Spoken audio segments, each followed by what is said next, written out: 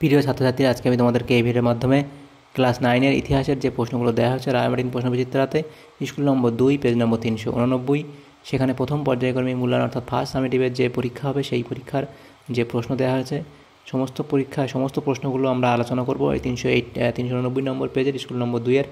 তো ভিডিওটা শুরু থেকে শেষ অবধি অবশ্যই তোমরা দেখবে এবং যদি চ্যানেলে তোমরা নতুন হয়ে থাকো অবশ্যই চ্যানেলটাকে সাবস্ক্রাইব করে রাখবে।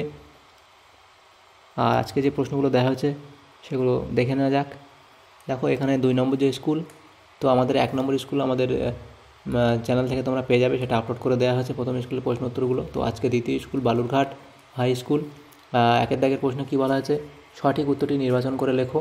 তো একের দাগে একের প্রশ্নে বলা আছে আমি রাষ্ট্র এ কথা বলেছিলেন, অপশান বি চতুর্দশ লুই। নেক্সট প্রশ্ন, ফ্রান্স ছিল ভ্রান্ত অর্থনীতির জাদুঘর, এটা হলো option D Adam Smith. Next প্রশ্ন, ফ্রান্সে ধর্মীয় কর রূপে পরিচিত ছিল টাইথ, অপশান বি হবে সঠিক উত্তর। নেক্সট প্রশ্ন দেখো কী বলা হয়েছে, দ্য পার্সিয়ান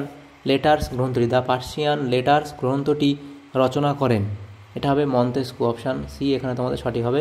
নেক্সট প্রশ্ন, ফ্রান্সে প্রথম লিখিত সংবিধান রচিত হয় 1791 খ্রিস্টাব্দে, অর্থাৎ অপশান সি এখানে তোমাদের সঠিক উত্তর হয়ে যাবে। নেক্সট প্রশ্ন, কোড নেপোলিয়ন চালু করেন, এখানে কি কোড নেপোলিয়ন চালু করেন, এটা হবে অপশান ডি অর্থাৎ নেপোলিয়ন বোনাপার্ট। তাহলে তারপরের প্রশ্ন দেখো, সম্রাট নেপোলিয়নের সময় পোপ ছিলেন, এটা হবে সপ্তম পায়াস, অপশান বি সঠিক হবে। নেক্সট প্রশ্ন, ওয়াটারলুর যুদ্ধ হয়েছিল 1815 খ্রিস্টাব্দে, অপশান বি হবে সঠিক উত্তর। নেক্সট প্রশ্ন, এখানে কনফেডারেশন অব দ্য রাইন গঠন করা হয় জার্মানিতে, অপশান ডি হবে সঠিক উত্তর। নেক্সট প্রশ্ন, ফ্রান্সে 100 দিবসের রাজত্ব করেছিলেন, এটা হবে নেপোলিয়ন বোনাপার্ট, তাহলে অপশান বি হবে আমাদের সঠিক উত্তর। তো এখানে যে 10টা MCQ টাইপ প্রশ্ন ছিল 2 নম্বর স্কুলে, সেগুলো করে দিলাম। নেক্সট যে প্রশ্ন সেটা আমরা দেখে নেব। নেক্সট প্রশ্ন দেখো, 2 দাগের প্রশ্ন, এখানে বলা এক কথায় উত্তর দাও। প্রথম প্রশ্ন, লেতর দ্য ক্যাশে কি?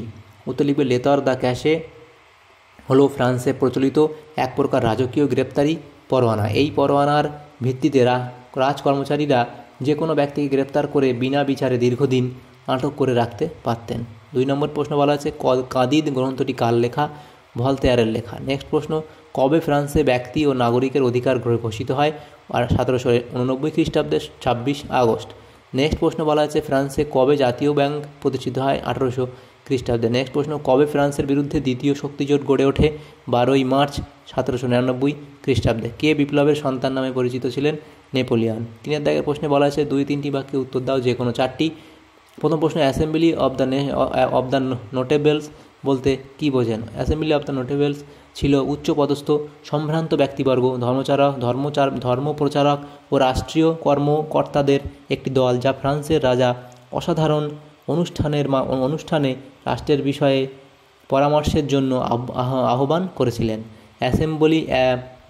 অ্যাসেম্বলিম্যানরা ছিলেন বিশিষ্ট পুরুষ, সাধারণত অভিজাত শ্রেণীর এবং রাজকীয় রাজপুত্র, সহকর্মী, আর্চবিশপ, উচ্চপদস্থ বিচারক এবং কিছু ক্ষেত্রে শহরের প্রধান কর্মকর্তাদের অন্তর্ভুক্ত। তাদের পরামর্শ শুনে রাজা এক বা একাধিক সংস্কারমূলক আদেশ জারি করতেন।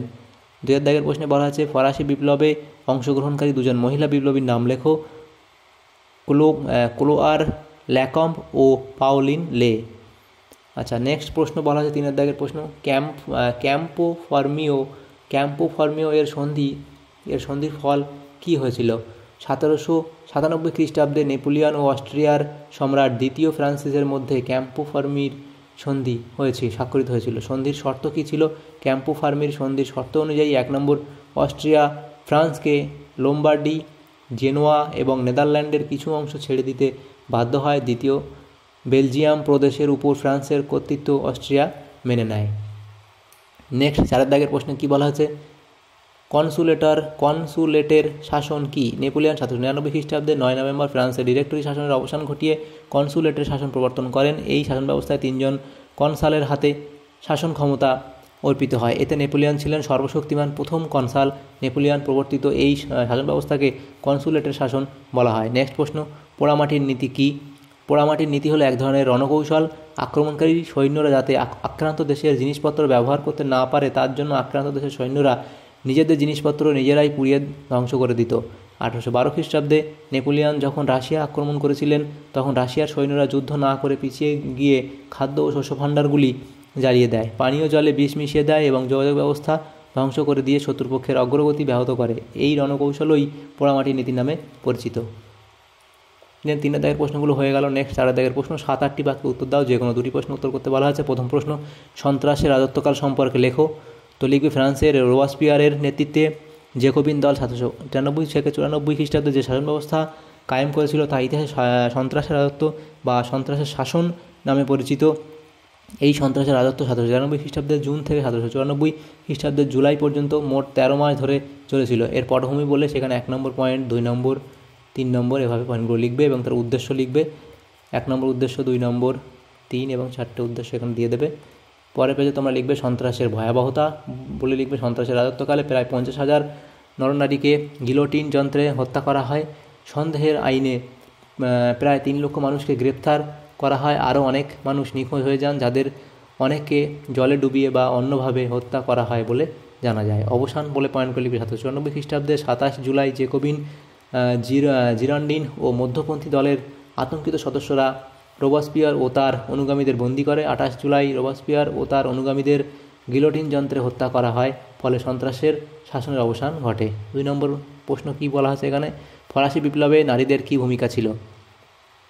ফরাসি সমাজ ও পরিবারে পুরুষের মতো নারীর সমান অধিকার না থাকলেও ফরাসি বিপ্লবে নারী সমাজ এক গুরুত্বপূর্ণ ভূমিকা পালন করেছিল। বিপ্লবের শুরু থেকে শেষ অবধি নারীরা ছিল পুরুষদের সঙ্গী, বন্ধু ও বিপ্লবী কাজকর্মের অংশীদার। নারীদের ভূমিকা বলে তোমরা পয়েন্ট করে পরের লাইনে চলে আসবে এখান থেকে। নারীদের ভূমিকা, সেখানে তোমাদের 1 নম্বর ভূমিকা এবং এভাবে 2 নম্বর, 3 নম্বর, 4 নম্বর, 5 নম্বর, 6 নম্বর এভাবে এই পয়েন্টগুলো তোমরা লিখবে।